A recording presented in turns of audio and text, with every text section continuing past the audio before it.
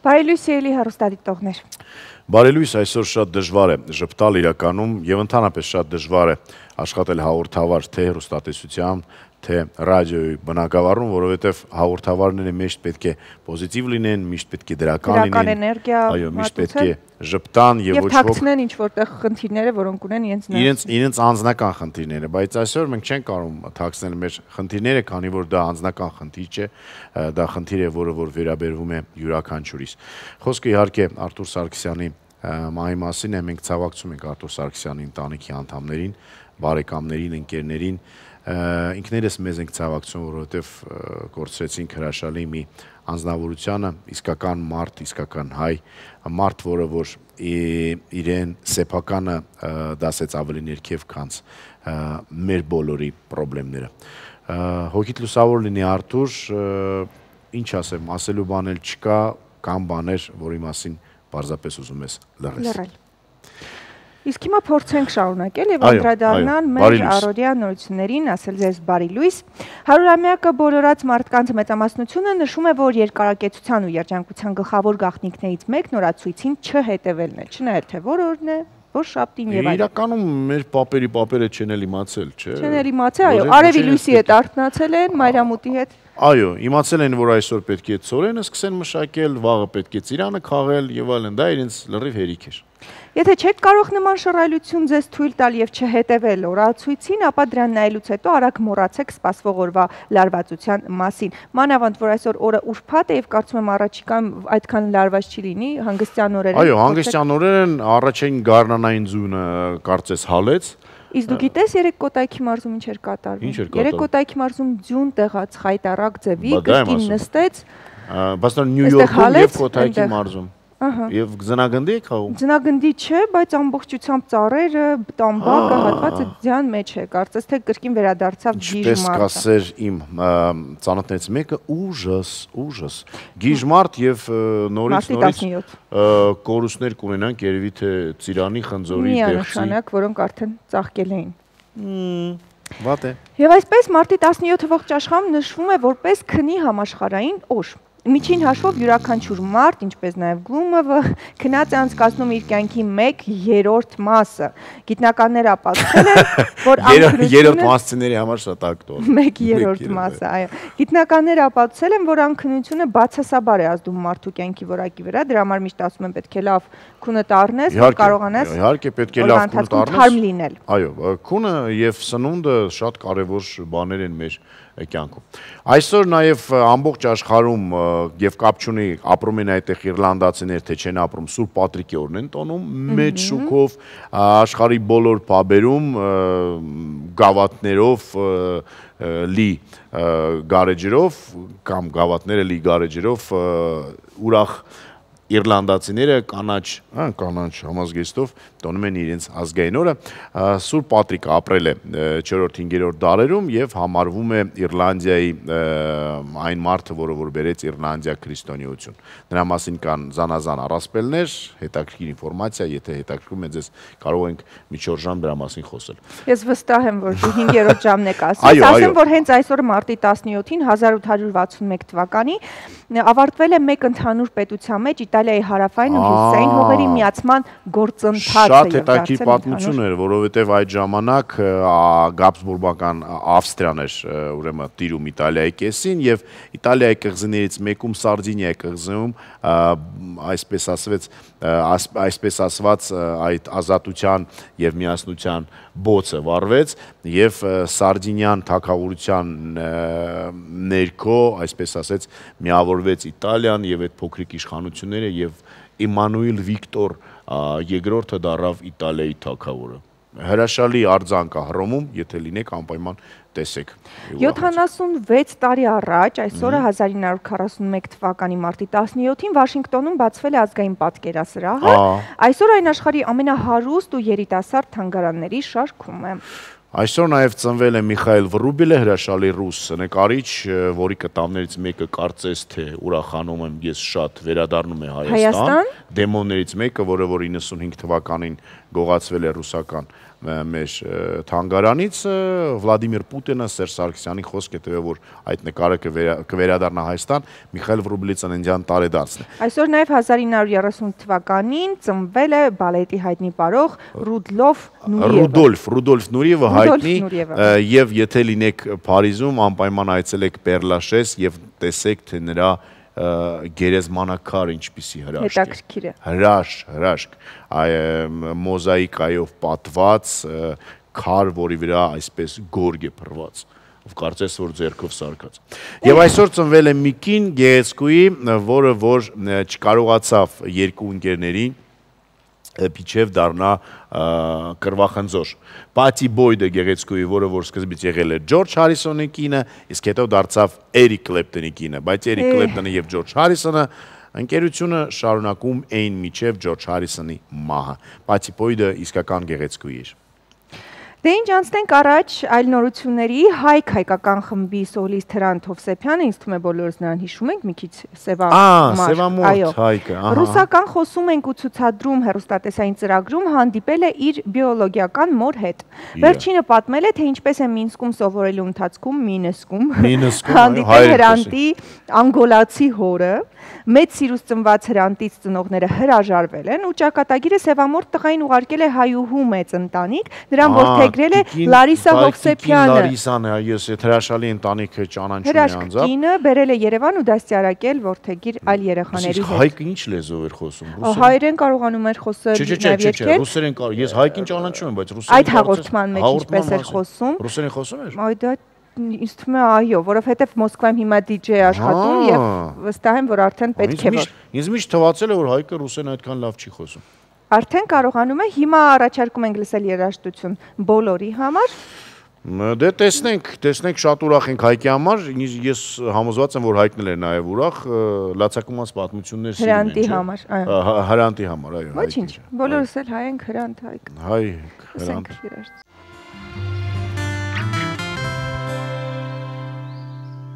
Ժամանակն է Սոնա Ռուբենյանը իր Սոնա Ռուբենյանը, Նիդյան եւ մի քիչ էլ Կոմիտասը։ Այո։ Հրաշալի կատարում է, շնորհակալություն Սոնային։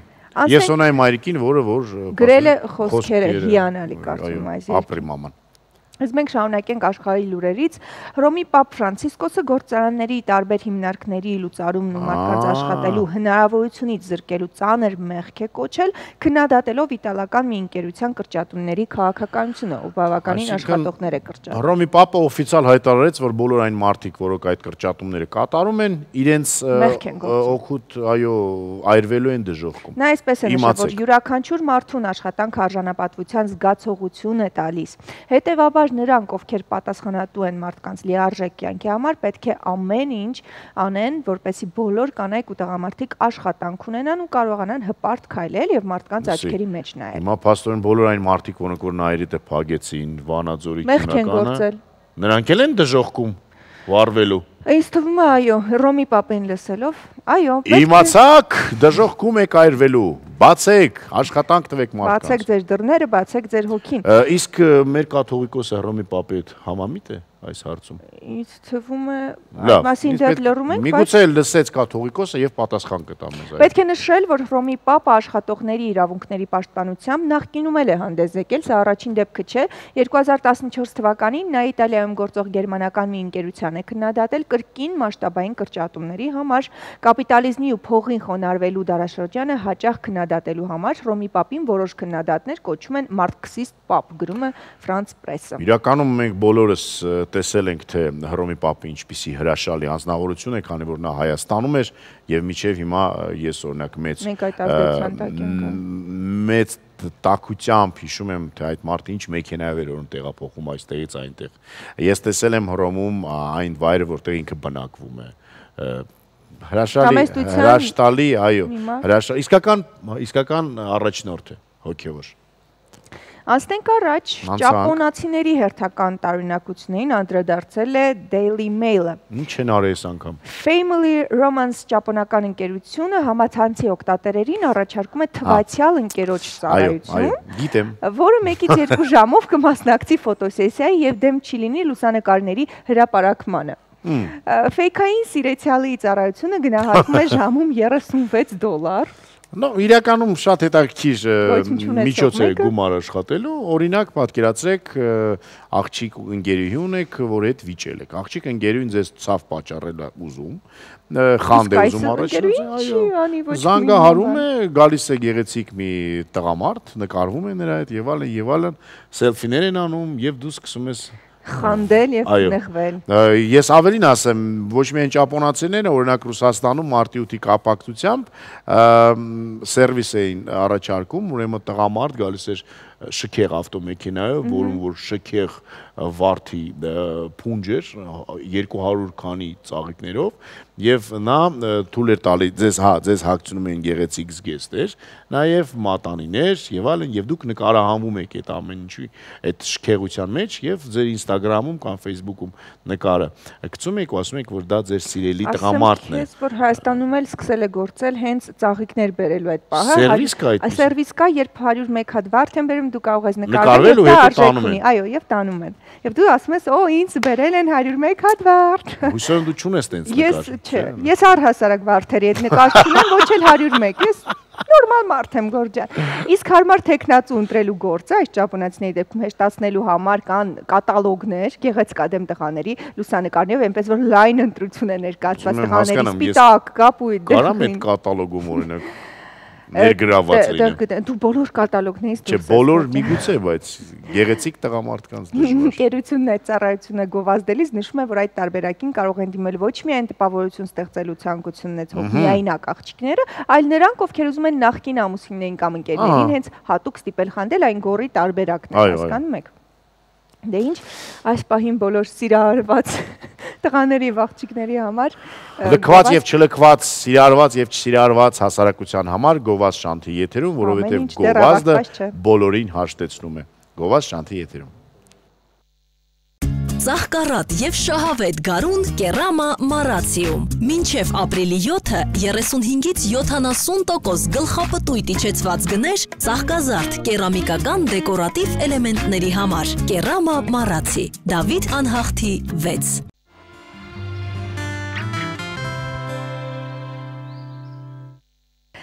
Շատ արագ վերադարձանք, կարծում եմ հաշտեցրեց բոլորը արդեն հաշտվեցին։ Եվ եթե ձեզ թվում է, թե կյանքը նման է սեփական զգացմունքների, ծուլության ու գայթակղությունների դեմ անվերջ պայքարի, ապա ծանոթացեք հոգեբանական այն խորամանկություններին, որոնց օգնությամբ հնարավոր է վերջ դնել սեփական անձի հետ տարվող մենամարտին։ Ինձ նորից զարմացնել։ Հոգեբանական նոր բաներ։ Եվ այսպես առաջինը, խալայ-բախալայ։ Նախ եւ առաջ պետք է սովորել ներել սեփական թուլություններն ու սխալները եւ սկսել տոնել անգամ աննշան թվացող հաղթանակները։ Այսինքն մարդը ինքը իրեն պետք է ների։ Այո, անդադար պետք է ինքը քեզ ասել այդ չկարողացա ոչինչ, մեկ օր էլ որ չկերար, պետք է նշես այդ օրը, ասես ախ չեմ կերել, ունես տես հանգիստ։ Կամ այդ մի պոնչիկը որ չկերար, ասես բրավո, ես դա արեցի, ես հաշտեցի։ Այսօր այդ օրն է, այո։ Այդ դեպքում իսկապես ինքնակատարելագործման ճանապարհը կիսատ չի մնա։ Երկրորդը, շատերը ժամանակ չեն ունենում ընթերցանության համար, մինչդեռ մասնագետները խորհուրդ են տալիս կարդալ անգամ կարճատև, ասենք ընդմիջումների, դադարների ժամանակ, երբ ձեզ թվում է վայ չեմ կարող, գոնե 10-ից 20 էջել կարդակ օգուտ է։ Ես գաղտնիք բացեմ, երբ որ դուք գնում եք ոնց է պետքարան, գրական հայրենոզում, պետքարան եք գնում, վերցրեք ձեր այդ գիրքը եւ վերջ։ Ծանոթ բան ես ասում գոր, եթե ուզում եք սանձել ախորժակը, ապա մի մոռացեք նախ դանդաղ ուտել, հետո էլ երբ զգում եք, որ արդեն քաղցած չեք, արագ հեռացեք ճաշասեղանի մոտից, որովհետև անդադար աչքդ որ տեսնում է, ուզում ես էլի մի տեսակ։ Իսկ ֆրանսիացիները ասում են, որ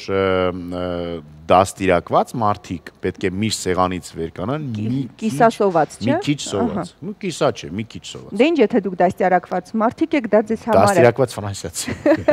Գարնանը բարձր տրամադրություն ու լավ ինքնազգացողություն ունենալու համար հարկավոր է նաև հաճախ զբոսնել, բայց պետք է հիշել, որ այդ զբաղմունքը խթանում է դոֆամինի ցանկության հորմոնի արտադրությունը, իսկ դրա ավելցուկը սովորաբար դառնում է անպետք իրեր գնելու պատճառ։ Հենց դոֆամինը կա։ Իսկ թվում է, որ բոլոր կանայք դրանով տառապում են։ Ամեն ինչ չափի մեջ է գեղեցիկ, քիչ զբոսնեք եւ չեք տառապի։ Գարնան հետ մարդու մեջ տեղի ունեցող փոփոխությունների մասին կպատմի մեր հաջորդ տեսանյութը, թե վստահ եմ բոլորը զգում եք այդ թիթեռնիկների առկայությունը ձեր ստամոքսի այս հատվածում։ Այո։ Կապ չունի ձյունա թե ձյուն չի, գարունը իրականում այստեղ է արդեն։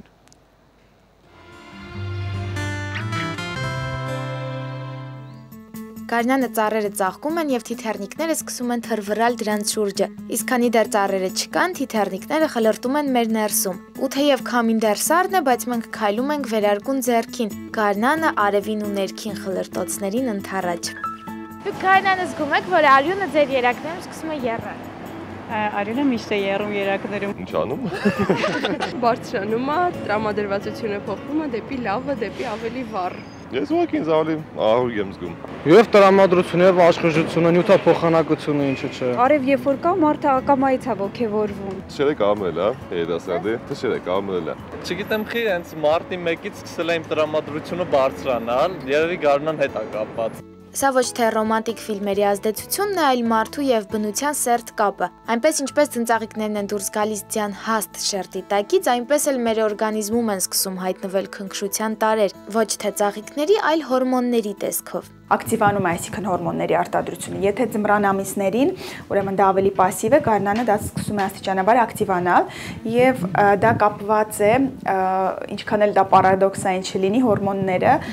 ավելի ակտիվանում են լույսի հետ կապված, այսինքն ցուրտ ամիսներին, երբ որ օրերը կարճ են ձմռանը, մեզ մոտ ավելի пассив է եւ հորմոնները ավելի քիչ են արտադրվում։ Գարնան ամիսներին աստիճանաբար դրանք սկսում են շատանալ։ Եվ այս հորմոնային աճը մեր մեջ նորությունների, փոփոխությունների ցանկություն է առաջացնում։ Գարնանը մենք ակամա ուզում ենք փոխել սանրվածքը, զգեստապահարանը, ձգտում ենք ավելի ու ավելի գեղեցիկ երևալ, եւ դա էլ պատահական չէ։ Գարնանը աստիճանաբար մոտավորապես 1.5 անգամ սեռական հորմոնները ավելի շատ են սկսում արտադրվել, հա, եւ աստիճանաբար շատանում են։ Այդ բերում է այսպես կոչված էյֆորիկ վիճակի, որը կարող է դրսևորվել հենց այդ զգացողության, այսինքն սիրահարվածության պահանջ են զգում, նոր էմոցիաների, փոփոխությունների։ Ես արդեն սիրահարվել եմ։ Ոչ, ես արդեն սիրահարված եմ, ամուսնացած եմ։ Ավելի շատ սիրահարված եք գնաց։ Դա է ցանկում դժվար։ Spring can change our life and can teach us how to love like that. Եթե մինչև սիրահարված չեմ, ապա հնարավոր է։ Ճիշտ ասած ընկերոջով է։ Ընկերոջ նորից սիրահարվել։ Եթե տես զգացողություն լինում է կյանքում, ուրեմն հնարավոր է։ Եթե գարնանային սիրո հրեշտակը ձեզ դեռ չի նետահարել, բացեք ձեր սիրտը նրա առաջ։ Եթե անգամ հարաբերությունները երկար էլ չտևեն, սիրահարվածությունը կօգնի ավելի հեշտ հաղթահարել գարնան ոչ այնքան հաճելի ազդեցությունները։ Փորձը ցույց է տալիս այդ հորմոնային տեղաշարժերը, վիտամինների պակասը բերում է իհարկե նաև նյարդային այդ ֆոնի փոփոխությանը։ Օրգանիզմը այդ խորը, այսպես ասված, ստրեսային ձմռանից հետո փորձում է ադապտացվի եւ կատարվում է վիտամինների, ուրեմն զգացում է վիտամինների պակաս։ Գարնանային առաջարկներն այսքանն էին, սակայն սիրահարվելու համար տարվա բոլոր եղանակներն են հարմար, գարունը հատկապես։ Արուս Տիգրանյան, Արտակ Մարտիրոսյան, Առավոտը շանթում։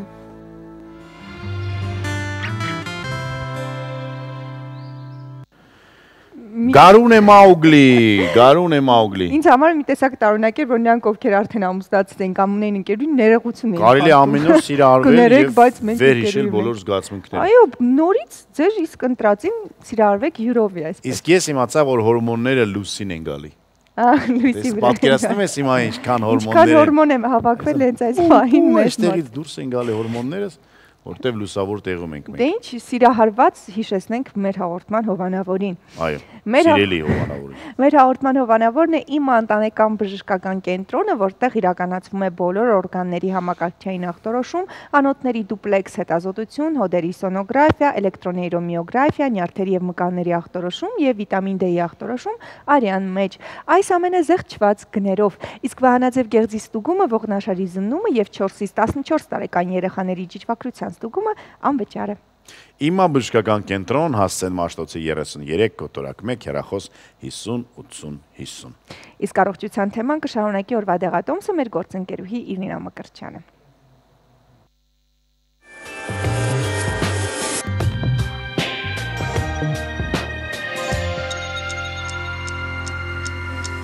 Բարի լույս դեմքի խնամքը պահանջում է շատ ժամանակ, ուշադրություն եւ նաեւ լավ միջոցներ եւ այսօր մենք անդրադառնալու ենք դեմքի խնամքի մեթոդներից մեկին, որն համարվում է գերժամանակակից։ Մանրամասները Դելտա բժշկական կենտրոնի մասնագետ Մարիամ Հովհաննիսյանի հետ բարև ձեզ։ Բարև ձեզ։ Ինչ մեթոդ եք ներկայացնելու այսօր, որը կօգնի մեր դեմքը ավելի թարմ, ավելի գեղեցիկ պահպանել։ Ժամանակակից էսթետիկ բժշկությունը այսօրվա պայմաններում մեզ թույլ է տալիս կատարել դեմքի կոնտուրային պլաստիկա, խուսափելով վիրահատական միջամտություններից։ Սա մի մեթոդ է ինյեկցիոն, այսինքն ներարկումներով, որը մեզ թույլ է տալիս մաշկի միջին շերտ ներարկել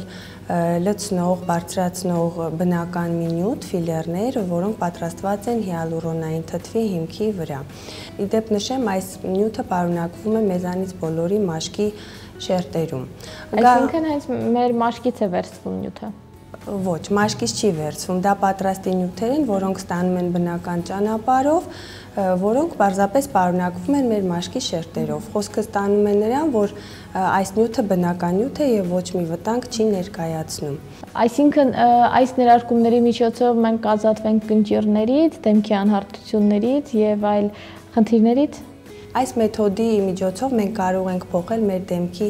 միմիկաները, անցանկալի կնճիռները, ստանալ շրթունքների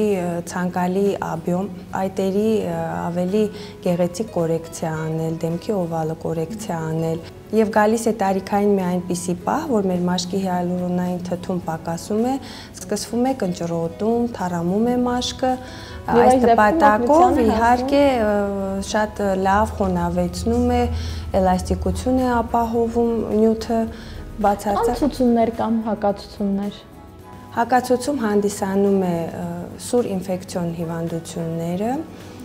հղիություն, լակտացիա եւ սուր դերմատիտները։ Իսկ տարիքային շեմ։ Տարիքային շեմ այդպեսին որպես գոյություն չունի, բնականաբար ցանկալի է 15-16 տարեկանից հետո, մինչև 15 տարեկան կարծում եմ կնճիռներ չեն առաջանում եւ ավելի մեծ տարիքում շատ ցանկալի է, շատ էֆեկտիվ է։ Մեկ անգամ կիրառեցի, կնճիռները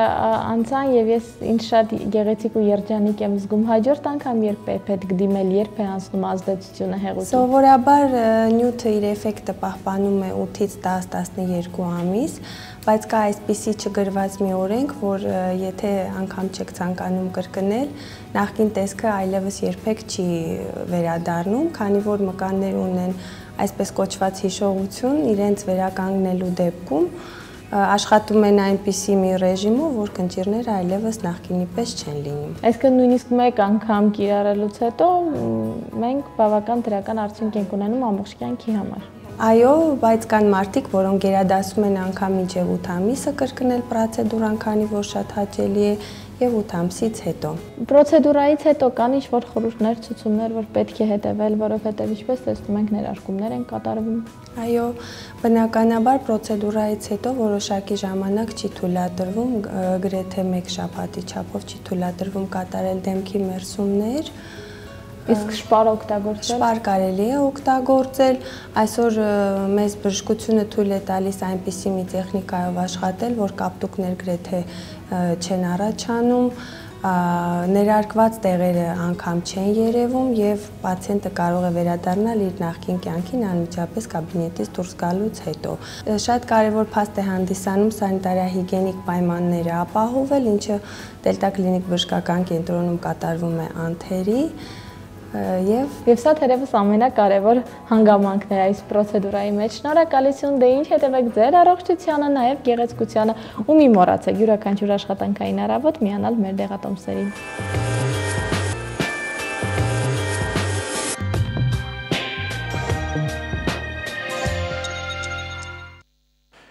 Հիշեցի Ֆայնա Ռանևսկային, «Красота страшная сила» եւ հիշեցի նաև ուրիշ մեկ ասացված «Красота требует жертв»։ Այո, գեղեցկությունը զոհեր է պահանջում։ Շարունակենք, սնունդը նույնպես կարևոր է գեղեցիկ երևալու համար, եթե ուզում եք, որ սննդի ընդունումը առավելագույն օգտակարություն բերի օրգանիզմին, ապա պետք է խուսափեք միմյանց օգտակարությունը նվազեցնող սննդատեսակների համադրությունից։ Այն որ ասում են օրինակ կաթը չի կարելի խմել Սելյոտկայից հետո։ Ձկան, այո, հետ։ Բերենք մի քանի օրինակ։ Միսը, լյարդը, հնդկաձավարը, վարսակաձավարը, ոսպը եւ ոլորը երկաթի հարուստ աղբյուրներ են։ Բարձրացնում են իմունիտետը, հաղորդում են ուժեր, օգնում պայքարել ստրեսի ու ընկճախտի դեմ։ Բայց երկաթը կիսով չափ չի յուրացվում։ Եթե վերը նշված սննդատեսակները որոշեք ճաշակել կաթնամթերքի հետ միասին, պետք չէ օգտագործել կաթ եւ այն նշված սննդատեսակները։ Պատճառն այն է, որ կալցիումը 50%-ով նվազեցնում է երկաթի յուրացումը, օրգանիզմը չի հասցնում յուրացնել։ Այո։ Հակասությունների մեջ է մտնում կալցիը եւ երկաթը։ Կաթ ու երկաթ իրար հետ լավ չեն։ Նույն ազդեցությունն են ունենում նաեւ կոֆեին պարունակող ըմպելիքներն ու սննդատեսակները։ Իսկ բանջարեղենի, ինչպես նաեւ վիտամին C-ով հարուստ մրգերի հետ երկաթի յուրացումը լավանում է, այսինքն կերեք միս, հետո լիմոն, վերևից կամ կլուբնիկա։ Եվ վերջ։ Ցինկ պարունակող սննդատեսակները, դդմի սերմերը, ընկուզեղենը եւ այլն անհրաժեշտ են լավ հիշողության, ամուր ոսկրեր, մազեր, եղունգներ ունենալու, ինչպես նաեւ արթրիտ ու դիաբետը կանխարգելելու համար։ Նույնիսկ փոքրիկներին ես հիշում եմ դդմի կաշաները շատ օգտակար են ուտելու համար։ Բայց ոնց կարելի է դդմի կաշա ուտել, ես չեմ հասկանում։ Ինչ են։ Դդմի կաշա ոնց կարելի է ուտել։ Այդքան է համեղ չէ, բայց օգտակար է։ Անկամ հասկանալով, որ ցինկով հարուստ է դա, ավելի լավ է ցինկի ժեշտ։ Կան մարդիկ, որ դդմի կաշա հատկապես փոքրիկներ չեն հասկանում, մամաներ տալիս չեն հասկանում, բայց չեն սիրում։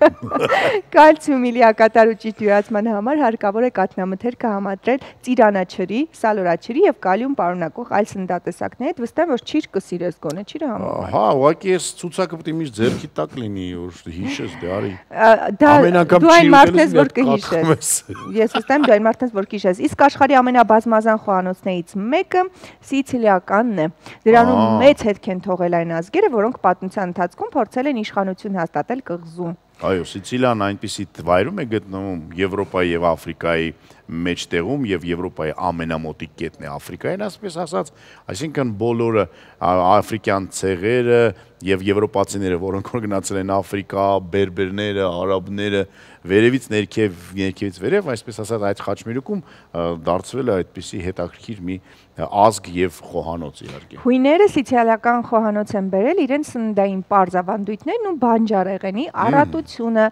Արաբներից մնացել են բարդ համերը, հիմնականում քաղցրաթթվային նորմանդացիները, աղի ու 4 ծովամթերքները, իսպանացիները մակարոնեղենից տորթերն ու նարնջով ձկան խորովածը, նարնջով ձկան խորոված տարօրինակ է, չէ՞, իսկ ֆրանսիացիներից մնացել է սոխը, ինչպես նաև ձուկն ու բանջարեղենը, գոնե ֆրանսիացիները եկան Սիցիլիա, հանեցին մի գրպանից սոխը, ձուկը եւ ասին հանգիստ կերեք։ Ղեկջանես ձեզ։ Դե ինչ Սիցիլիայի այլ առանձնահատկությունների մասին կպատմի մոլորակի շրջանք միասին։ Գնացինք Սիցիլիա եւ ոչ մի խոսք մաֆիայի մասին։ Ուրա։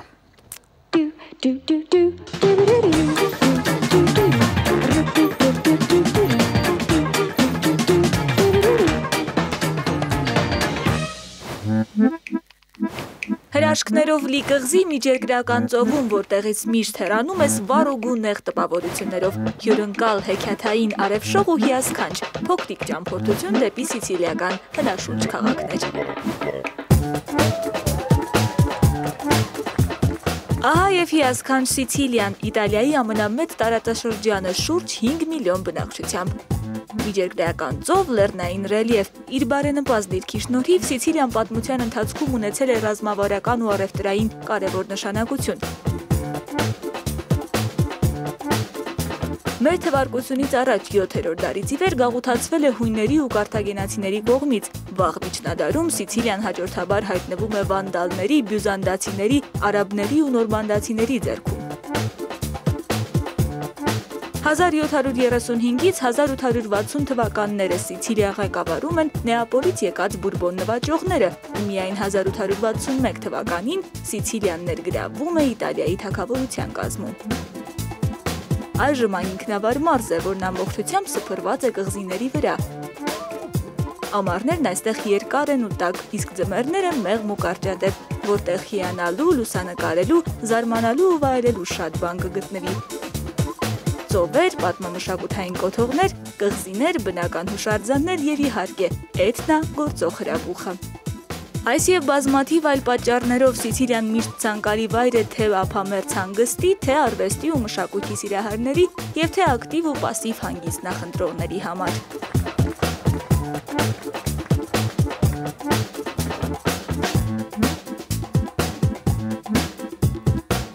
Սիցիլիայի դյութական անկյուններից մեկը նավահանգստային հայտնի քաղաք մոտ 300,000 բնակչությամբ Կատանիա։ Մեր թվարկությունից առաջ 729 թվականին հիմնադրված քաղաքը շատ արշավանքներ, նվաճողներ ու աղետներ է հաղթահարել։ Քաղաքի համար անդառնալի է եղել 1347 թվականը, երբ Ժանտախտի համաճարակի հետևանքով այն լքվել է բնակիչների կողմից։ Ողբերգական է եղել նաև 1669 էթնահրաբխի հզոր ժայթքման հետևանքով լավայի եւ մոխրի հսկայական շերտով են ծածկվել քաղաքի շինությունների մեծ մասը։ 24 տարի անց 1693 թվականին հրաբխային արհավիրքից հազիվ վերակենդանացած քաղաքը կործանվում է այս անգամ արդեն ավերիչ երկրաշարժից, ինչի հետևանքով գետնին են հավասարվում նորակառույց տներն ու հրաբխից մազապուրծ եղած բոլոր հին շինությունները։ Այս անգամ սակայն բնակիչները չեն լքում։ Հարազատ քաղաքն ու այն կրկին կյանքի են կոչում, իսկ գրեթե բոլոր կառույցների համար որպես շինալուտ կիրառվում էին սև լավան ու բաց երանգով կրաքարը։ 19-րդ դարում հաստատակամ Կատանիան ապստամբում է բուրբոնների իշխանության դեմ եւ հետագայում հաջողությամբ հայտնվում Իտալիայի միավորման կազմում։ Վերջին տասնամյակներին Կատանիայում մեծ թափ է առել տեխնոլոգիական արտադրությունը, ինչի շնորհիվ այն հաճախ անվանում են եվրոպական սիլիկոնային հովիտ։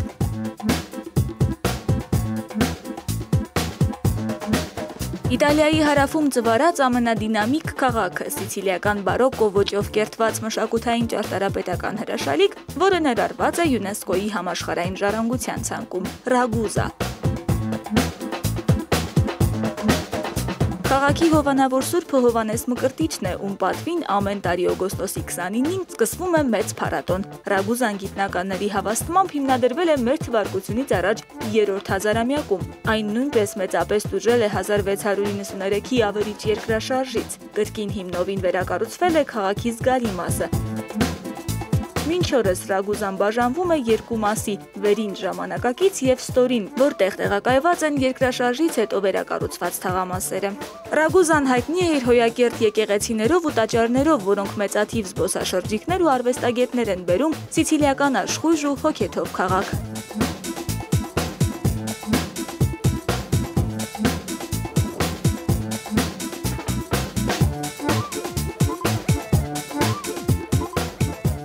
Սիցիլիա նահանգի Մարգարիտա մշակութային կենտրոնն ու գլխավոր քաղաքը՝ Պալերմո։ Գիտական ուսումնասիրությունները հուշում են, որ այն հիմնադրել են փյունիկցիները դեռևս մեր թվարկությունից առաջ 734-ին եւ անվանել այն Սուս, այսինքն ծաղիկ, իսկ ներկայիս անունով բնակավայրը կնքել են հույնները։ Պալերմոն մշտապես եղել է ցանկալի պատառիկ ամենատարբեր ազգությունների համար, պարբերաբար հայտնվելով հռոմեացիների, բյուզանդացիների, հույների, սարակինոսների տիրապետության տակ։ Նման ճակատագիրն իր ձեռագիրն է թողել Պալերմոյի մշակույթի ու ճարտարապետության վրա։ Քաղաքով մեկ մինչ օրս պահպանվում են տարբեր ժամանակների բազմաոճ ու բազմադեմ կառույցներ։ Քաղաքը զարգանում ու առավել կարևորվում է նորմանդական ծագում ունեցող Ռոժեր II օրոք, ով Պալերմոն հռչակում է որպես Սիցիլիայի թագավորության մայրաքաղաք։ Երկար տարիներ Պալերմոյում իշխել են նաև ֆրանսիացի նվաճողները, ապա հաջորդաբար եկել է նաև իսպանացի բուրբոն նվաճողների ժամանակաշրջանը, որոնց դեմ ժամանակ առ ժամանակ լայնածավալ պայքարներ էին մղվում։ Այդպես մինչև 1860 թվականը, երբ Ջուզեպպե Գարիբալդին 1000 կամավորների հետ իջևանեց Սիցիլիայում եւ փողոցային երրորդյա թեժ պայքարներից հետո Պալերմոն մտավ Իտալիայի թագավորության կազմի մեջ։ Հենց այս թոհուբոհի մեջ էլ ձևավորվեց ու զարգացավ իտալական մաֆիան։ Ահա այսպիսի սիցիլիական հրաշալիքներ։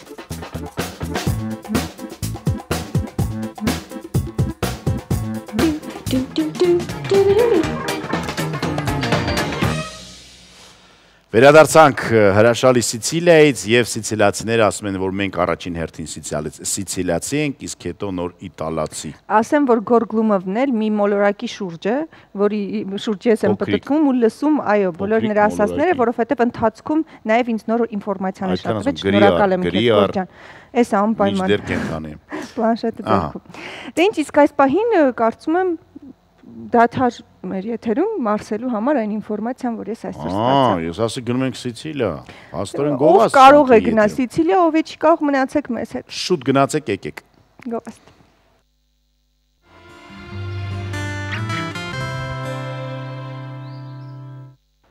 Վերադարձանք եւ գիժ մարտը շարունակվում է, ես չեմ կարող չկիսվել ձեզ հետ 3 Կոտայքի մարզում շատ լավ առատ ձյուն տեղած, այսպես փափանցիկ չէ։ Ես միշտ ասել եմ, որ Կոտայքի մարզը մեր Նյու Յորք նահանգն է կամ Նյու Յորք քաղաքն է Նյու Ջերսի նահանգում։ Մի խոսքով Նյու Յորքը պետք է եկել Աբովյան։ Եթե կարաս, կարող ես։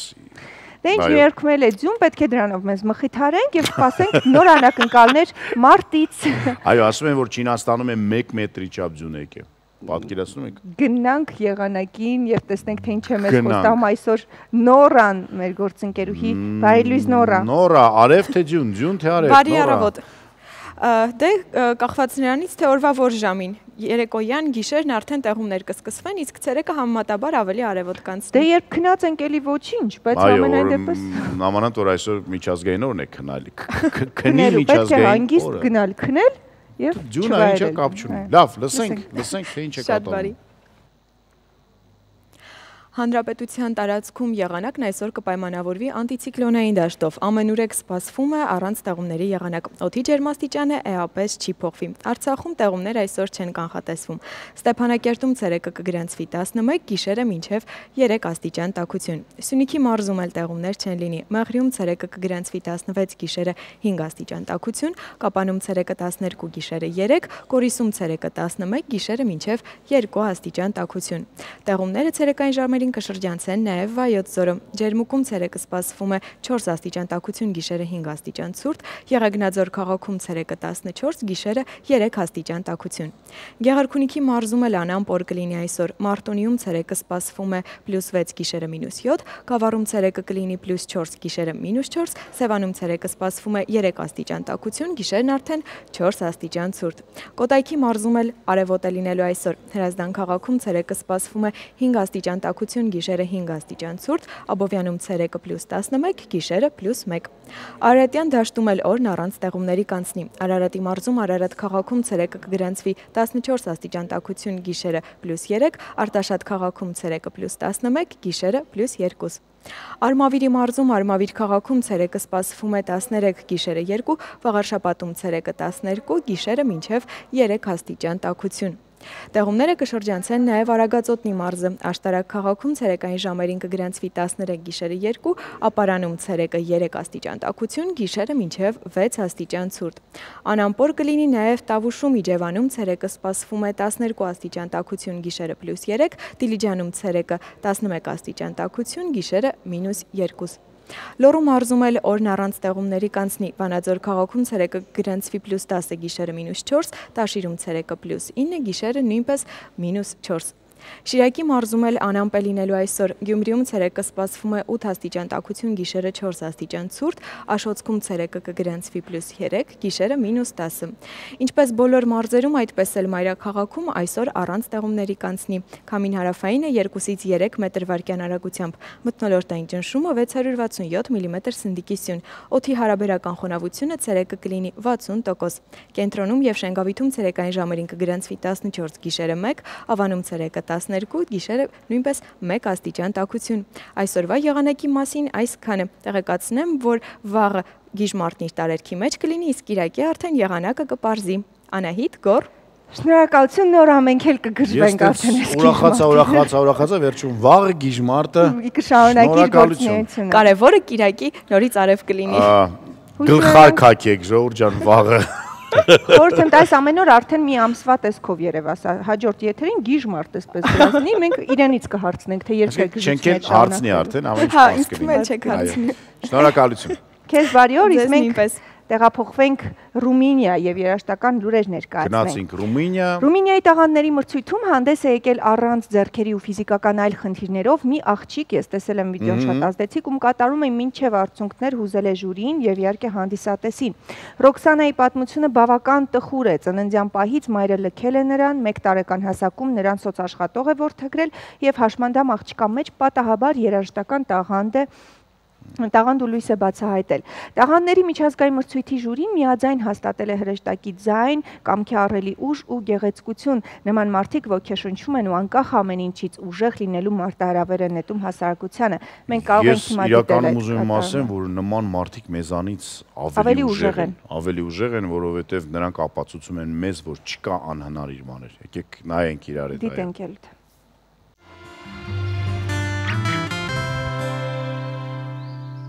Շատ հուզիչ էր այս ամենը իհարկե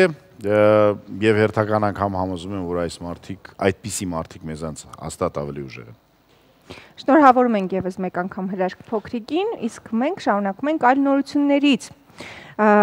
Մինչ այլ նորություններ անցնել ավելավա դադար։ Այո, այլ նորությունների մասին խոսենք գովազդից հետո։ Հաջորդ դասին։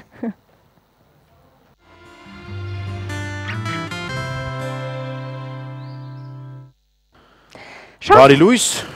Բարի լույս եւ Շանթ հեռուստաընկերության լավ նորություններից խոսենք։ Շանթ հեռուստաընկերության եթերում այս շաբաթ մեկնարկեց նոր հեռուստասերիալ Օտարը։ Այն սիրային եռանկյունու շուրջ զարգացող քրեական դրամա է։ Այսօր Զուր չէր բացի բույդին այսօր հիշել։ Այո,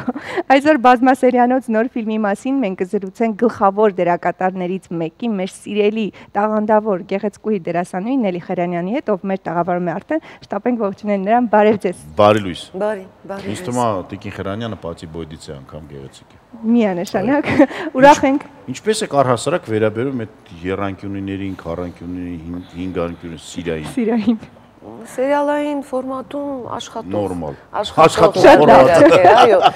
Սիրային եռանկյունը միշտ հետաքրքիր է եւ մասնավորապես կանանց, ես կարծում եմ։ Այսինքն մեկ տղամարդ երկու կին։ Իհարկե, չէ, մեկ կին, երկու տղամարդ։ Տղամարդկանց առհասարակ այն մեկն է ավելի շատ։ Իհարկե, այս դեպքում կանանց, այո։ Այս դեպքում ամեն ինչ արվել է, որ կանայք նայեն սերիալը։ Իսկ կյանքում առհասարակ ոնց եք վերաբերում օրինակ այդ սիրային եռանկյուններին։ Մենք միանգամից դեմքի արտահայտությունից կռայցինք, որ ոչ այնքան առանձնահատուկ տենց չեմ էլ մտածել,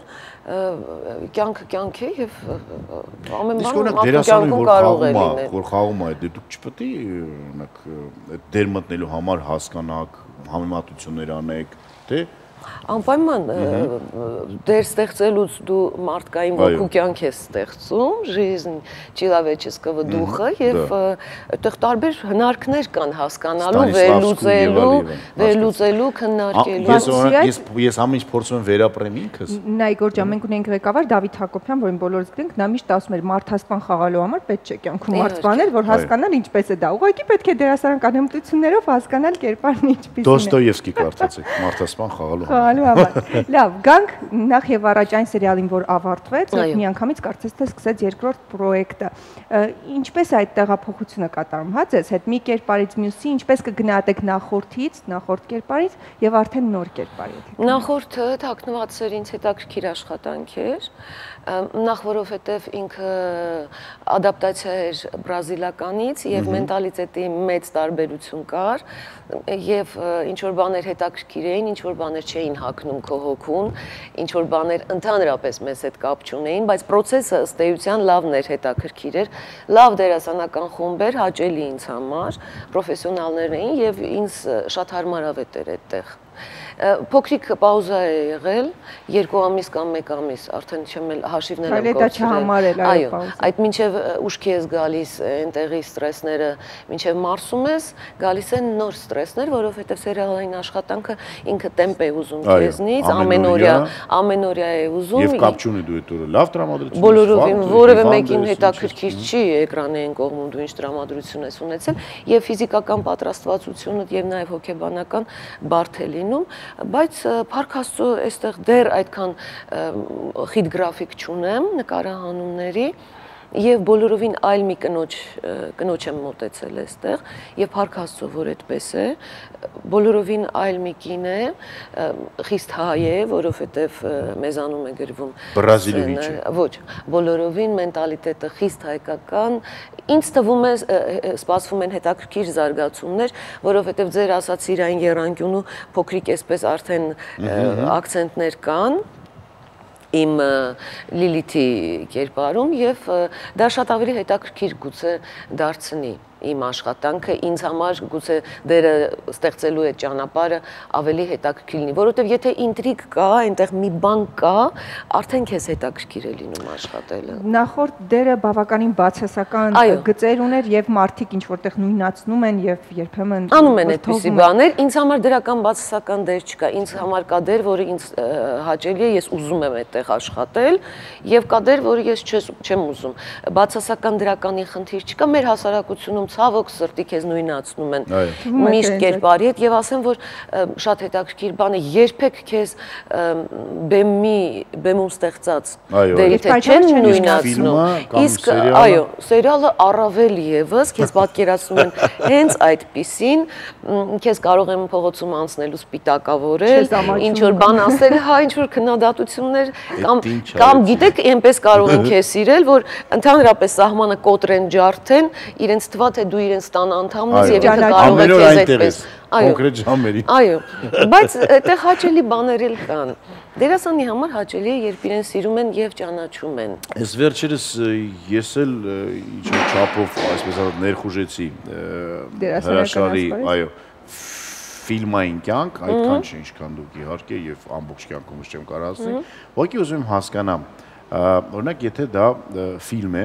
որը որ տևում է 1 կամ 2 ժամ եւ սերիալը որը որ տևելու է 40, 50, 100, 300 ֆիլմի կերպար կերտելու համար դուք պետք է փաստորեն վերապրած գաք այսինքն այդ կերպարը ստեղծեք եւ գաք նկարահանման իսկ սերիալի ընթացքում երևի զարգանում է այդ կերպարը ապրում է իր կյանքով տարբերություն կա թե ոչ տարբերությունները հա գիտեք դերասանը տարբեր դերասաններ տարբեր կերպ են մոտենում աշխատանքի process-ին եւ տարբեր հնարքներ ունեն գախնի եւ ոչ այո մարդկա պիտի պատրաստվի եւ գա նույնիսկ բեմ նույնիսկ եւ ոչ մի տարբերություն դա կինո է թե սերիալը եթե դու աշխատում ես այդ պահին մարդկա պիտի պատրաստվի մարդկա ում լռություն է պետք ում ժամանակ է պետք ինձ եթե անկեղծ լինեմ ես այս պահին կարող եմ աշխատել դուք շատ հեշտ sense կարող եմ աշխատել կարող եմ աշխատել դա իմ ներքին աշխարհի հետ է գուցե կապված Վերիկո Անճափարիձեն պատմում էին որ մեդեա խաղալուց կուլիսում կարող էր խիստ ցենզից դուրս անեկդոտ պատմել կոտորվել ծիծաղից եւ մի վարքյան հետո մտնել բեմ եւ մեդեայի բարդ մի հոգեբանական կտոր խաղալ ամեն մարդ ինքը գիտի իր հնարքները իրեն լարելու եւ աշխատեցնելու յուր օրգանիզմը ֆիզիկական հոգեկան հնարավորություններ ամեն մարդ ինքը գիտի հասկանալի է ես ուզում եմ հասկանամ որ օրինակ ձեզ ամբողջովին սցենարը տվել են դուք ամենասկզբից մինչև վերջ արդեն գիտեք այդ մարդը ով է եւ ունեք այսպես ասած սցենար որը որ ձերը չի երևում ու չգիտեք քանի էջ է որ գիտեք տարբերություն չկա ըստ էության մինչ աշխատանքը ես ճշտում եմ դա ով է հասկացա որտեղից է գալիս նախապատմությունը ինչպիսին է ինչ մասնագիտություն ունի ում է սիրում ում չի սիրում ընդհանրապես այո ես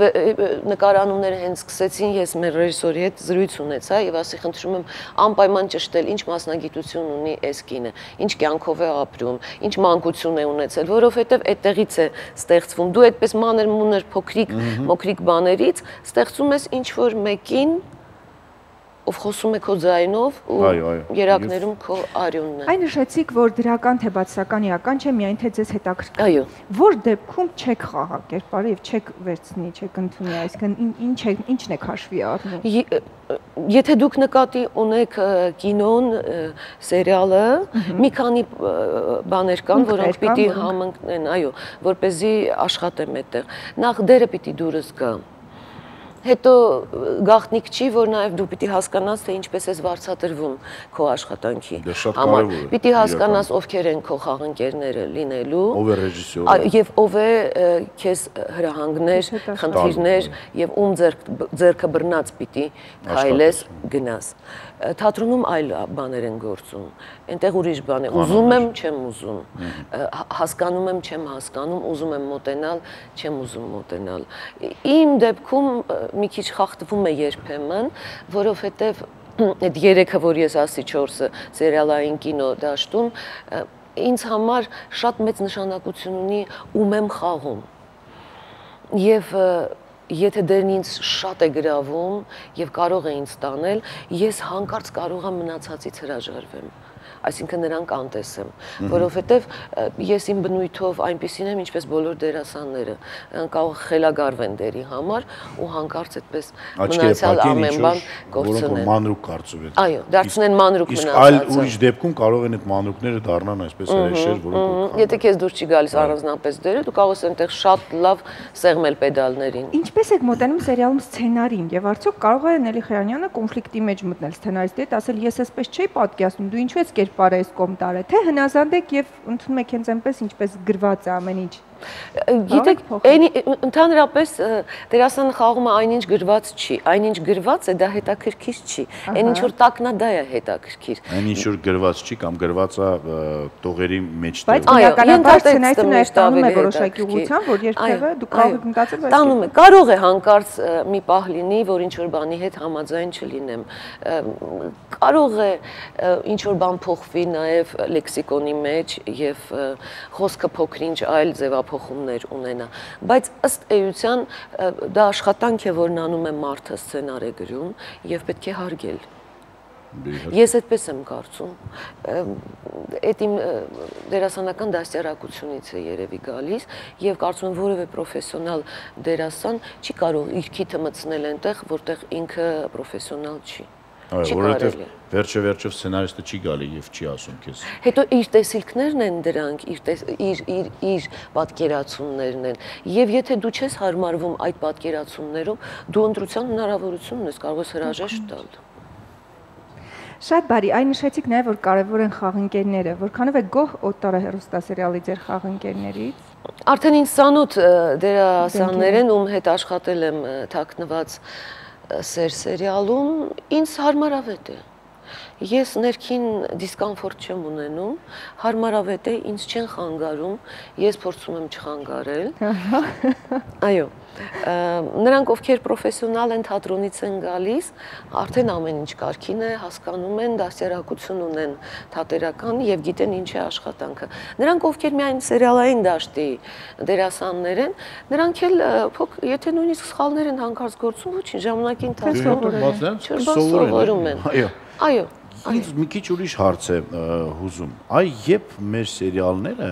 հայկական կդուրս գան հայկական այդ սահմաններից եւ կարող են նաեւ օրինակ ցուցադրվել ոչ Հայաստանում եւ ունենալ ինչ որ հաջողություններ։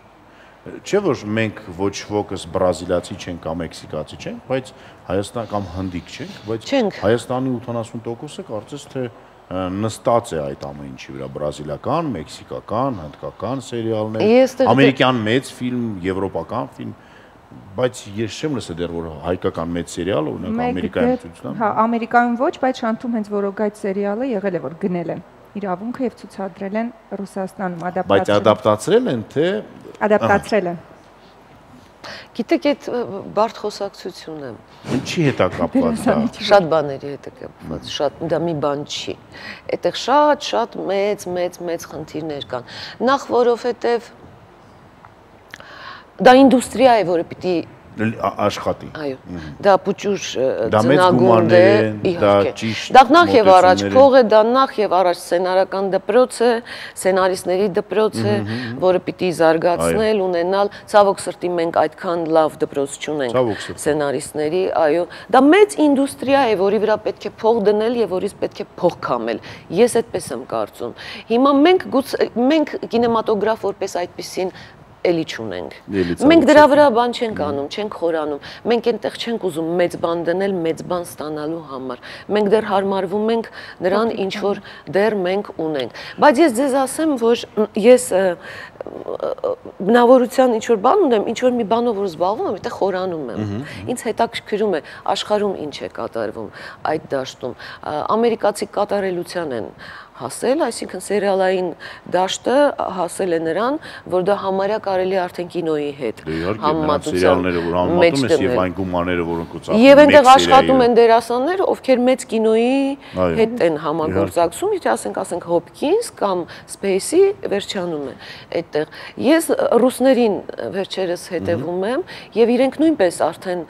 արդեն դեպի այդ ճանապարհն են գնում։ Այո, գնում են դեպի դա, որտեղ կինոյի սկզբունքներով է աշխատած եւ ամեն ինչ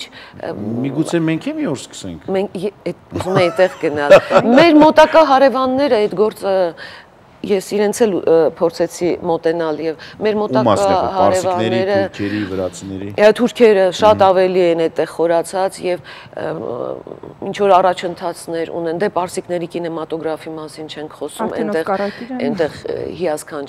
գործեր են եւ նաեւ թուրքերի մոտ մենք էլ ինչ որ քայլեր ենք անում ցանկություն է պետք, ցանկության հետ միասին գրագիտություն է պետք, դրա հետ միասին շատ գործոններ են պետք։ Այսինքն պետք է այդ puzzle-ները որոնք հավաքվեն։ Եվ պետք է իհարկե այդ բանը մանր պետք է հավաքել եւ գնալ։ Պետության օժանդակությունը, որովհետեւ ես ուսումնասիրելով օրինակ Մեքսիկայի բումը, մեքսիկական սերիալների, պարզեցի մի շատ հետաքրքիր բան, որ նրանք սկզբից նկարում էին ոչ միայն Մեքսիկայի համար, այլ այնքան ավելի լոկալ, այսինքն Մեխիկոյում նկարում էին միայն Մեխիկոյի բնակիչների համար, որովհետև դա հասկանալի չէր կողքի քաղաքում, որովհետև տարբեր մենտալիտետ ունեն։ Այո։ Իսկ հետո, երբ որ դա տեսան, որ դա կոմերցիոն շատ հաջող բան է, պետությունը ազատեց նրանց հարկերից, թույլ տվեց, որ նրանք գումարներ բերեն դրսից։ Այո, ինչ որ կերպ աջակցում են։ Եվ հետո դա դառավ միջազգային բիզնես եւ այսօր մեքսիկական սերիալները Wow. Սերիալներ դիտում են կանայք մեծ մասամբ տնային տնտեսուհիները, դա իրենց ուղված բան է եւ այդտեղ հեշտ է գտնել տարբերակները։ Պետք է ցանկություն, պետք է փող նայել, փող։ Այո։ Ամենտեղ այդ անիծյալ փողը։ Տիկին Խերանյան։ Այո։ Մայր կին դերասանուհի թատրոնի, կինոյի, սերիալի։ Ըստ ձեզ ո՞րն է ձեզ մոտ ամենափայլունը ստացվում եւ ինչպես եք հասցնում։ Ես չեմ հասցնում ոչ մի բան, չէ։ Համարյա խելագարության ուղին բռնած այդպես աշխատում եմ։ Ես գտնում եմ, որ ես մինչև վերջ իմ բոլոր պարտականությունները ամեն դեպքում տանն եմ կատարում։ Եվ ես պարտավոր եմ դա անել։ Որևէ մեկն իմ ընտանիքում մեղավոր չի, որ ես այս մասնագիտությունն ունեմ։ Հրաշք, փաստորեն հասցնում եք։ Ես ստիպված եմ դա անել։ Ես պարտավոր եմ դա անել։ Աղթուկները, դա իմ գործն է, ես պարտավոր եմ դա անել, ինչքան էլ որ խելագարվեմ եւ այլն։ Բողոքում են տան։ Գիտեք, Տիգրանը նույն մասնագիտությունը քանի որ ունի։ Տիգրանը լուր է բողոքում։ Այո։ Երբեմն հանկարծ կարող է հարցնել այսօր էլ ես նկարահանման կամ դու փորձ ունես այսօր նկարահանում ունես, դա նշանակում է որ դու այսօր տանը չես լինելու, բայց Տեր իմ Աստված ինքն էլ տանը չի լինում։ Այնպես որ մենք իրար լավ հասկանում ենք,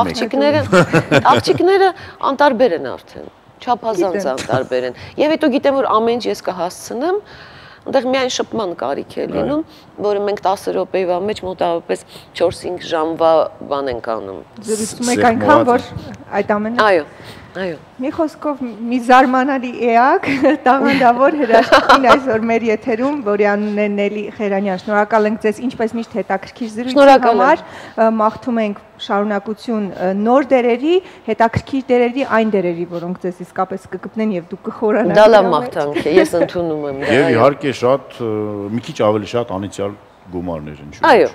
Եվ թող որ ձեզ հասկանան ընտանիքում, որովհետև հեռուստայտողին պետք եք դուք եւ նրանք սիրում են։ Ես շոյված եմ, շնորհակալ եմ։ Իսկ դուք հեռուստայտողներ շարունակեք նման հիանալի դերասանուհիների տեսնել Շանթի եթերում, Օտարը հեռուստասերիալում, այս անգամ Շանթ պրեմիումի եթերում, խոստանում ենք հետաքրքիր գծեր, ուղղություններ, լարված իհարկե, իսկ մեզ մոտ գովազդ է։ Ծաղկառատ եւ շահավետ գարուն Կերամա Մարացիում։ Մինչև ապրիլի 7-ը 35-ից 70% գլխապտույտ իջեցված գներ ծաղկազարդ կերամիկական դեկորատիվ էլեմենտների համար։ Կերամա Մարացի, Դավիթ Անհախտի 6։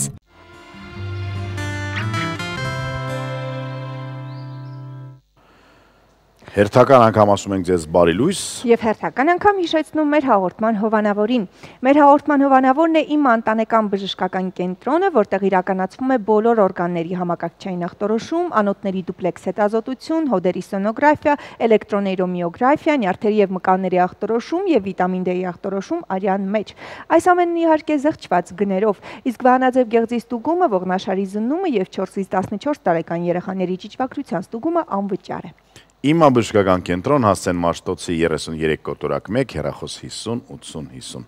Իսկ այս պահին առաջարկում ենք օրվա դեղատոմսնի ժողովրդական խորհուրդներով։ Իմ ամենասիրված էջն է մեր աղորդման։ Ժողովուրդ առաջ։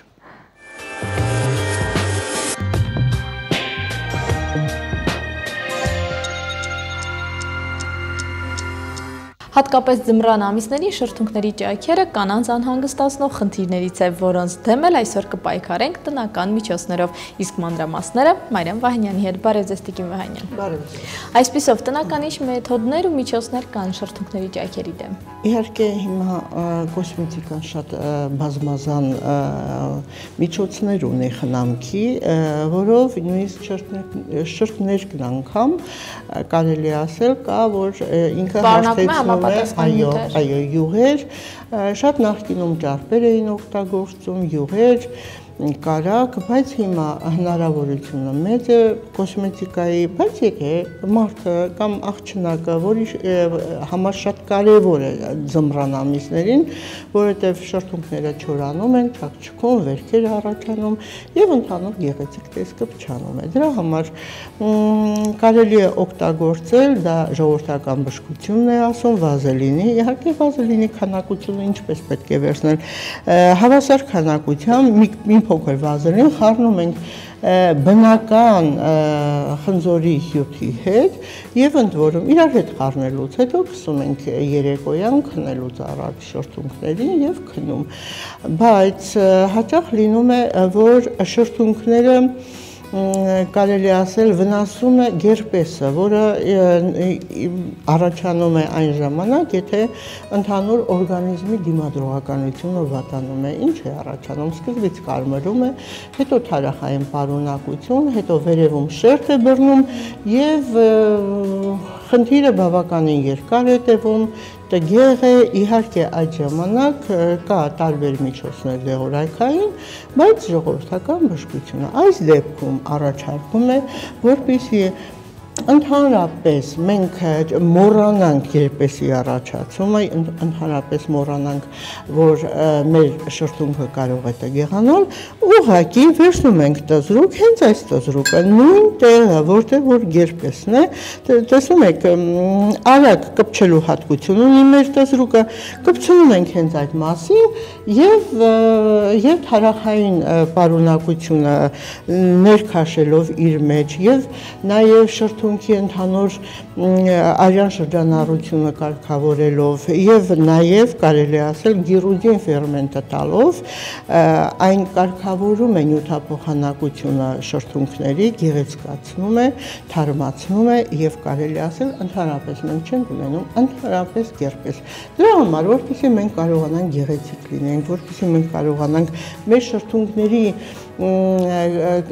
ձևը եւ առողջական վիճակը պահպանել, ապա պետք է մեկ ընդմերթ օգտագործենք կամ վազելինը խնձորի հյութով, որը բնական է, կամ ուղղակի դնել տզրուկ։ Շնորհակալություն օգտակար խորհուրդների համար, դե ինչ այս անգամ պայքարի այսպիսի եղանակների նոր խորհուրդներով անպայման կհանդիպենք, իսկ այն ինչ բաց եք թողել, փնտրեք եւ գտեք Շանթի պաշտոնական կայքեջում։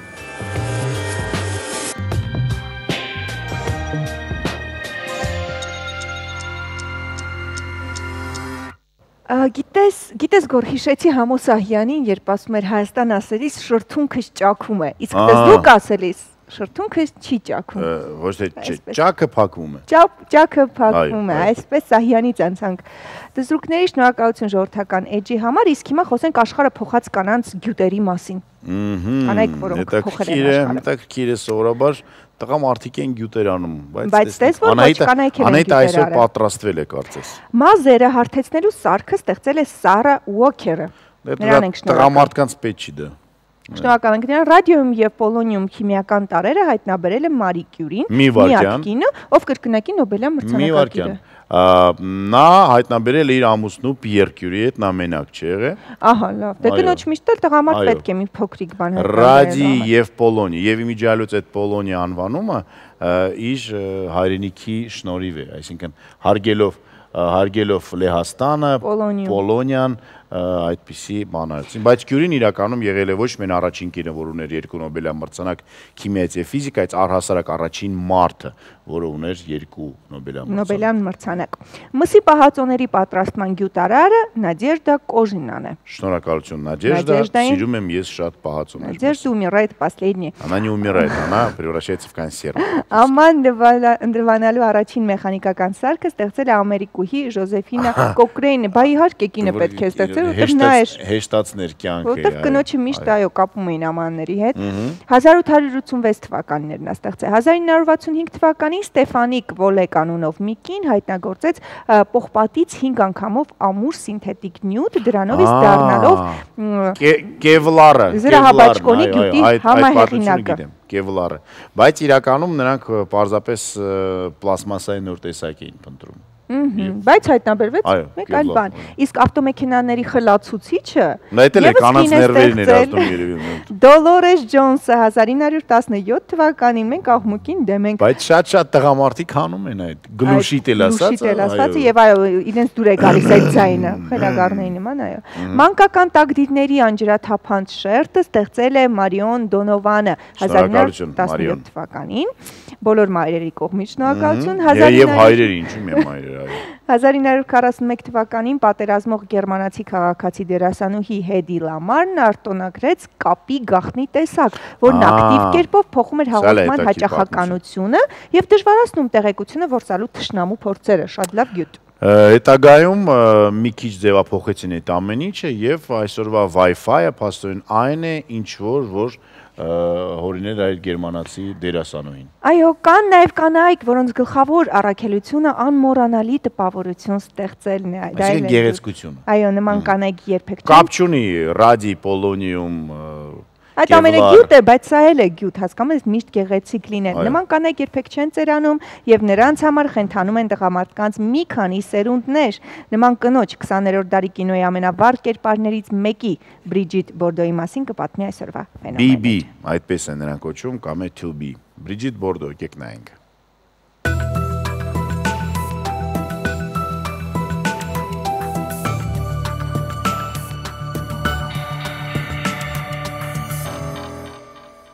Ես փոքրուց գիտեի, որ գեղեցիկ չեմ։ Դեմքիցս այնքան էի ամաչում եւ այնքան շնորհակալ էի լինում այն տղամարդուն, որն ինձ գեղեցիկ էր անվանում։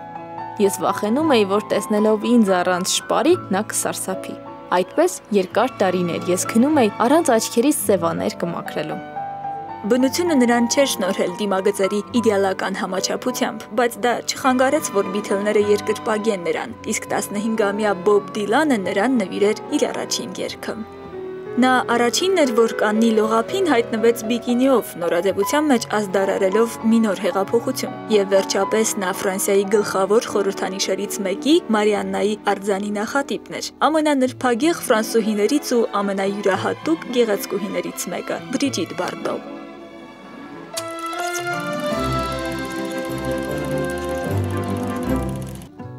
Փարիզ 1934 թվական սեպտեմբերի 28 Լուի Բարդո եւ Աննա Մարի Մյուսելների բարեկեցիկ ընտանիքում ծնվեց մի աղջնակ, որ նախքան մի ամբողջ սերնդի հիացմունքի առարկան դառնալը պիտի պայքարեր անճորնի ճուտիկի պիտակի հետ։ Փոքրիկ Բրիջիտ Բարդոյի ձախ աչքն ի ծնե ընդամենը 10% էր տեսնում։ Դրան գումարեք ատամների սխալ կծվածքն ու ըստ դերասանուհու տգեղ վարսերը։ Մի խոսքով միակ բանը, որը Բրիջիտին գոհացնում էր, կազմվածքն էր։ Ժամանակի հետ ես զգում էի, որ հեռանում եմ ծնողներիցս, որ կրտսեր քրոջս Մարիին։ Նրանք ավելի են սիրում։ Դա այնքան անարդար էր, ես նայում էի Հայլուն ու լալիս էի։ Այդ ժամանակ ամեն բան կտայի, որ ունենայի քրոջս երկար գեղեցիկ վարսերից։ Աստված իմ, ինչու են ատամներս այդքան տգեղ։ Ես ստիպված երկաթե լարեր էի կրում դրանք ուղղելու համար, բայց բարեբախտաբար ատամներս նույնը մնացին, տալով ինձ այն հյութեղ շուրթերի տպավորությունը, որ հետո դարձավ իմ այցեքարտը։ Մինչ Բրիջիտի կրտսեր քույրը հմտանում էր ճշգրիտ առարկաներում, ապագա կինոաստղը 12 տարեկանում ընդունվեց բալետի դպրոց։ Դիմորդների թիվը 150 էր, ընտրելու էին միայն 10-ին։ Այդ 10-ի մեջ էր նաև տաղանդավոր Բրիջիտը։ Աղջիկը կարծում էր, թե դպրոցի առաջին քննությանը երկրորդ տեղը կգրավի, բայց դարձավ առաջինը։ Մոռանալ ծնողներիս կողմնակալության մասին ես կարողանում էի միայն պարի դասերին։ Ցտեսություն, բարդույթներ ու ակնոց պարն իմ հոգին ու մարմինը գեղեցիկ էր դարձնում եւ սովորեցնում ինձ լինել պատասխանատու, իսկ դա ինձնից ոչ ոք չէր կարող խլել։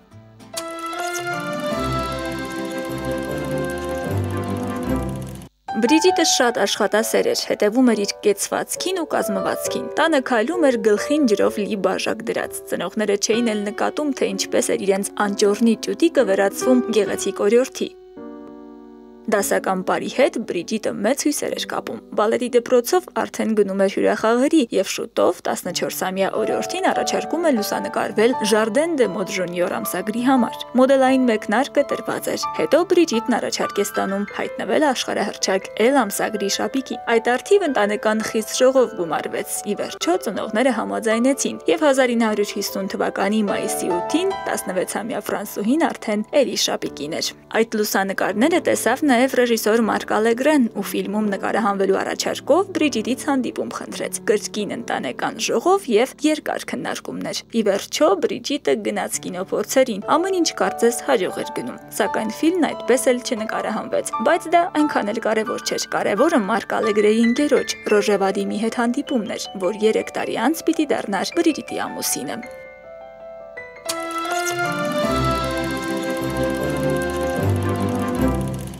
1950 թվականին 16-ամյա Բրիջիտի լուսանկարը Էլլի շապիկին ուղղակի հիացրել էր 22-ամյա Ռոժե Վադիմին, որն այդ ժամանակ դեռ ռեժիսորի օգնական էր։ Մեր առաջին հանդիպման ժամանակ Վադիմը նայում էր ինձ եւ ոչինչ չէր խոսում։ Նրա այդ գիշատիչ հայացքը եւ ձգում էր ինձ եւ վանում։ Ես լրիվ կորցրել էի գլուխս։ Ծնողները դեմ էին այդ հարաբերություններին։ Ռոժեն վարձով էր ապրում, իսկ Բրիջիտը լրիվ թողել էր ուսումը։ Երբ ծնողները փորձեցին աղջկան ուղարկել Անգլիա սովորելու, նա ինքնասպանության փորձ արեց։ Արդյունքում մեծ փող զիջում։ Բրիջիտը չի գնա Անգլիա, բայց կամուսնանա Վադիմի հետ միայն 18 տարեկան դառնալուց հետո։ Մշտական եկամուտ ունենալու համար երիտասարդ Վադիմը թողեց կինոն եւ աշխատանքի անցավ ամսագրերից մեկում։ Հիմա արդեն նա կարող էր խնդրել Բրիջիտի ձեռքը։ 1952 թվականի դեկտեմբերի 21-ին զույգը պսակադրվեց։ Դերասանուհու ծնողները նորապսակներին բնակարան նվիրեցին։ Ճիշտ նույն տարում Բրիջիտը ստացավ իր առաջին դերը նորմանդական Անդունդ ֆիլմում։ Հետո կրկին մի քանի դերեր, որտեղ Բրիջիտի աստղը դեռ չէր շողում։ Քննադատներն իմ այդ ֆիլմերի մասին այնպես էին արտահայտվել, որ կինոյի դռներն իմ առջև վերջնականապես փակվեցին, բայց ես որոշեցի չհանձնվել ու ամեն ինչ սկսել զրոյից։ Սկզբի համար պետք էր լավ մենեջեր գտնել։ Բրիջիտը գտավ մենեջերին, իսկ ռեժիսորները, որ դեռ չեն գտել նրա դերասանական տաղանդը, սկզբում խաղարկում էին նրա բարային կարողություններն ու գեղեցիկ մարմինը։ Ճիշտ նույն ժամանակ Ռոժե Վադիմը աշխատում էր իր առաջին ռեժիսորական ֆիլմի սցենարի վրա, միանգամից դնելով 1960-ականների սեքսուալ հեղափոխության եւ Բրիջիտ Բարդոյի աստղային ուղու սկիզբը։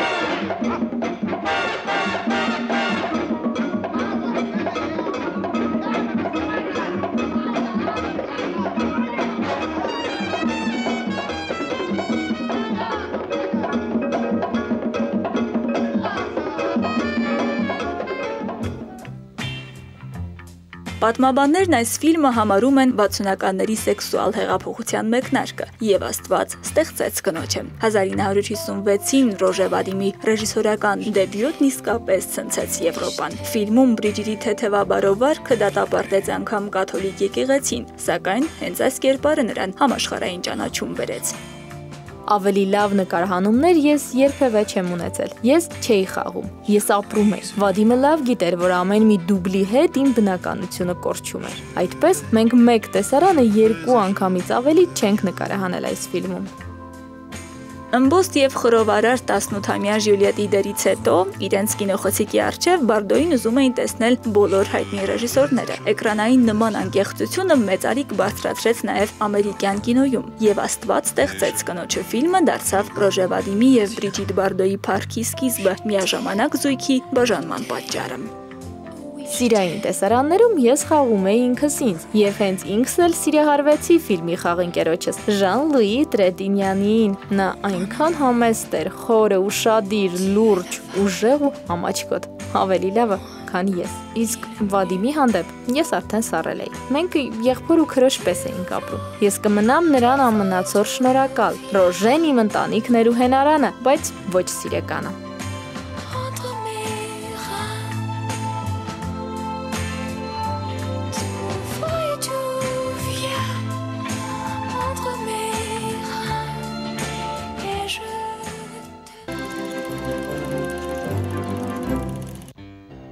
Ժան-Լուի Տրետինյանի հետ նկարահանման հրապարակում ծնված սիրավեպն էլ երկար չտևեց։ Դա բուռն գիրք էր, որ անցավ 1 տարի անց, երբ Ժան-Լուին զորակոչեցին բանակ։ 1959 թվական Բաբետան գնում է պատերազմ ու կրկին սիրավեպ ծնված կինոխցիկի առջև։ Այս ֆիլմում Բրիջիտը ծանոթանում է Ժակ Շարիայի հետ։ Սիրավեպը կարող էր չավարտվել ամուսնությամբ, բայց Բարդոն երեխայի էր սպասում ու իր խոսքերով չէր ուզում երեխան գիրկը մենակ մնալ։ Այդպես 1960-ին Բրիջիտն ամուսնանում է Շարիայի հետ եւ ծնվում է որդին Նիկոլյան։ Այս միությունն էլ երկար չտևեց, իսկ Նիկոլայի դաստիարակությունը Բրիջիտը վստահեց ամուսնու ծնողներին։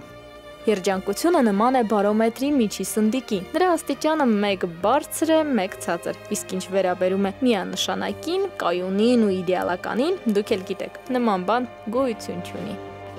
Թերթերի վերնագրերն ամեն օր պատմում էին Բարդոյի հերթական դերի ու հերթական տղամարդու մասին։ 1966-ին դերասանուհու երրորդ ամուսինը դարձավ գերմանացի միլիոնատեր Հյունթեր Սաքսը։ Մի անգամ Սաքսն իր ինքնաթիռից Բարդոյի վիլա է նետում 1 տոննա վարդ, բայց անգամ դա չի օգնում, որ այդ միությունն ապրի 3 տարուց ավելի։ Հյունթերը սկզբում չէր հավատում, որ Բրիջիտն իրեն կլքի հայտնի պոետ եւ երգիչ Սերժ Գենսբուրգի համար, որին տգեղության համար Կվազիմոդո էին կոչում, բայց Բրիջիտին գերել էր Սերժի խարիզման եւ տաղանդը։ Նրանց հարաբերությունները տևեցին մի քանի ամիս, բայց դա Բրիջիտի ամենամեծ սիրավեպերից էր։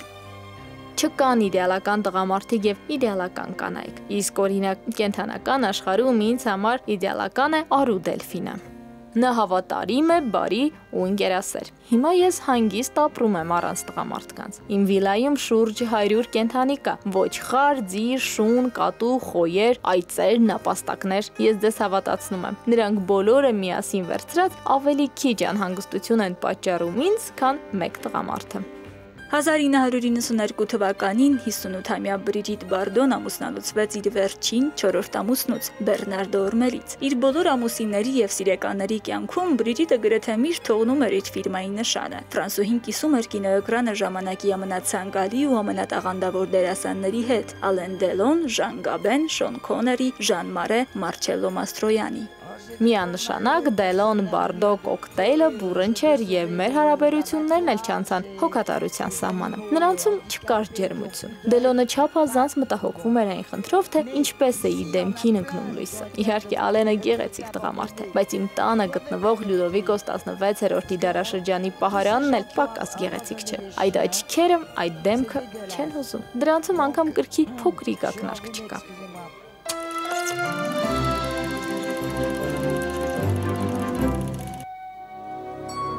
21 տարի կինոյում եւ 48 դեր, որոնցում Բրիջիտը միշտ ստիպված էր ապացուցել, որ բացի գեղեցիկ լինելուց նաեւ տաղանդավոր է։ Դերասանուհու ներքին խորությունն ամենից լավ երևաց տաղանդավոր ռեժիսոր Անրի Ժորժ Կլուզոյի իրականություն ֆիլմում։ 1961-ին ստեղծված այս ֆիլմում Բարդոյի հերոսուհու երկար մենախոսությունը լավագույնը դարձավ Բրիջիտի կինոկարիերայում։ Առաջին անգամ ֆրանսիացի կինոքննադատները միանշանակ ընդունեցին Բարդոյի խաղը։ Դերասանուհին հասել էր ողբերգության գագաթնագետին։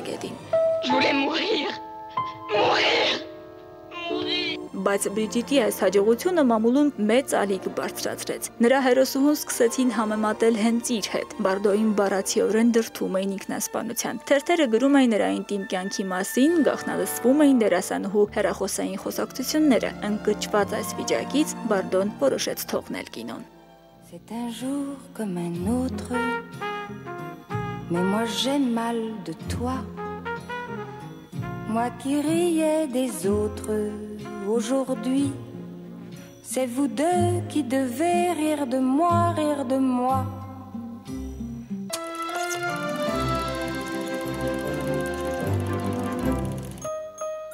39 տարեկանում թողնելով կինոն, Բարդոն գտնում է իր կյանքի նոր գիրքը՝ կենդանիների պաշտպանությունը, հայտնվելով արդեն ոչ թե սեքսուալ, այլ քաղաքացիական սկանդալների մեջտեղում։ 1986-ին 52-ամյա Բարդոն բացում է կենդանիների պաշտպանության հիմնադրամը, իսկ իր 75-ամյակին Սոֆի Լորենից խնդրել էր հրաժարվել մորթի կրելուց։ Նա դա համարում էր ծննդյան ամենալավ նվերը։ Կյանքը դաժան է եւ մարդը միշտ ունի մեկին, ում պետք է պաշտպանել։ Այո, ես խղճում եմ մորթված կենդանիներին։ Ես սիրում եմ նրանց եւ դա ինձ խանգարում է սիրել մարդկանց։ Չնայած տարիքին Բարդոն շարունակում է մնալ նույն բիկինիով ազատամիտ կինը։ Ու այն հարցին, թե որն է իր ամենասիրելի հագուստը, պատասխանում է մերկությունը։ Երբեմնի կինոաստղը հիմա հիացնում է իր բնականությամբ։ Բարդոն ծերացել է առանց ձգված մաշկի եւ արհեստական շուրթերի։ Ես 100%-անոց բիո մթերք եմ։ Ընդունում եմ այն ամենն, ինչ տալիս է ինձ բնությունը։ Ոչինչ չեմ մերժում, ոչինչ ձեռք չեմ տալիս, չեմ փոխում ու չեմ ուղղում։ Իմ մտքով երբեք էլ չի անցել դիմել վիրաբույժի օգնությանը։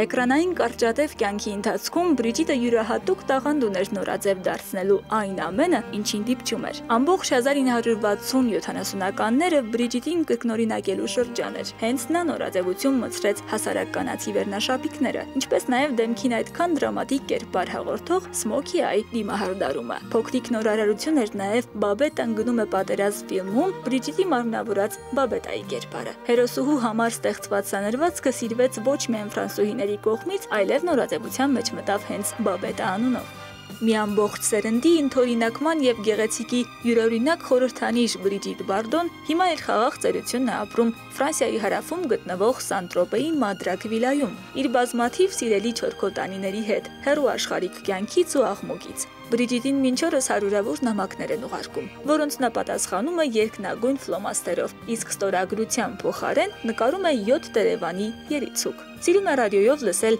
դասական երաժշտություն, որը դուր է գալիս ոչ միայն դերասանուհուն, այլև իր սիրելի կատուներին։ Իսկ իր հուղարկավորությանը Բրիջիտն ընկերներին խնդրել է, որ անպայման հնչի Ռոմեո եւ Ջուլիետից հատված Մարիա Կալասի կատարմամբ։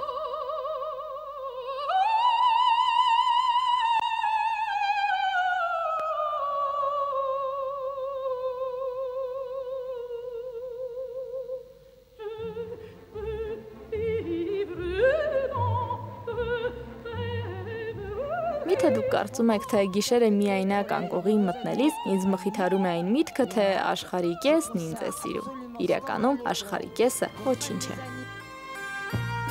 Նելի Մովսիսյան, Սնեժան Աչալյան, Առավոտը շանթում։